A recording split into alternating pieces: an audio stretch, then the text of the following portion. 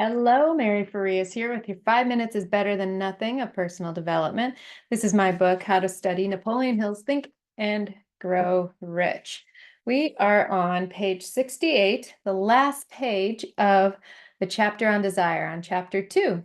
So here we go. There's my timer.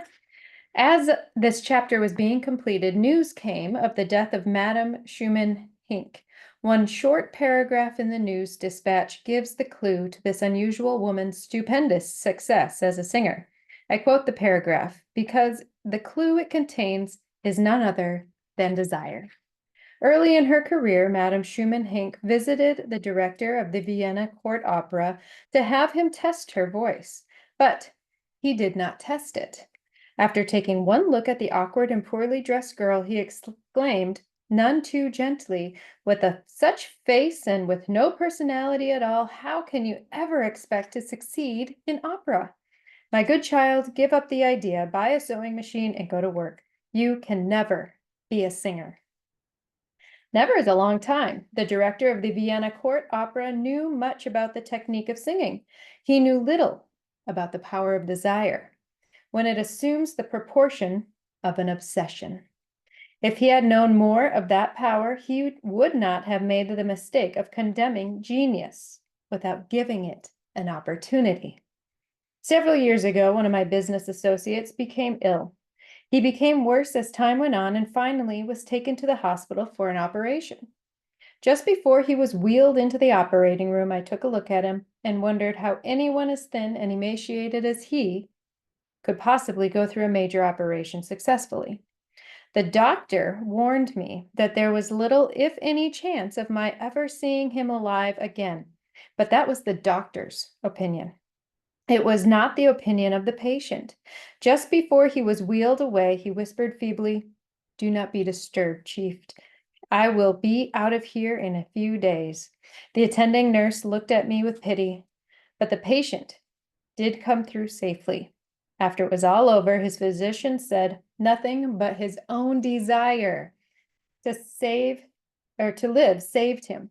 He never would have pulled through if he had not refused to accept the possibility of death. I believe in the power of desire backed by faith because I have seen this power lift men from lowly beginnings to places of power and wealth.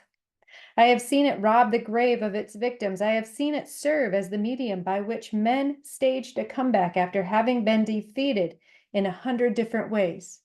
I have seen it provide my own son with a normal, happy, successful life, despite nature's having sent him into the world without ears.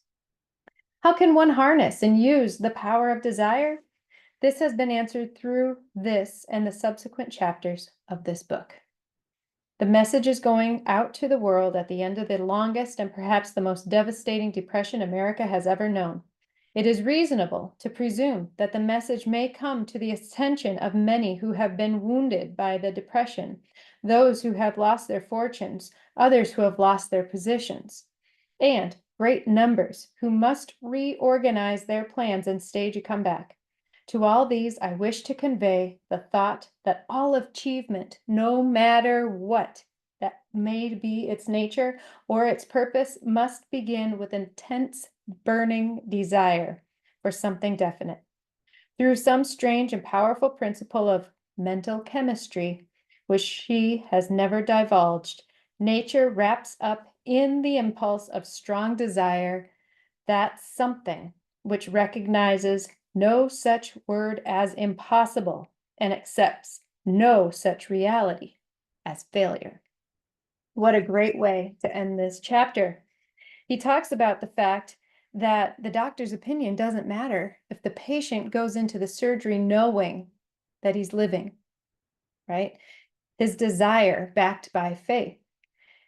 Napoleon Hill interviewed over 500 of the world's most successful people and found that this thing, this desire, was behind every success. So if you don't yet have a burning desire, decide what it is, pick it, and keep moving toward it. He says, through some strange and powerful principle of mental chemistry, which she has never divulged, nature wraps up in the impulse of strong desire. That something which recognizes no such word as impossible and accept no such reality as failure. You cannot fail unless you give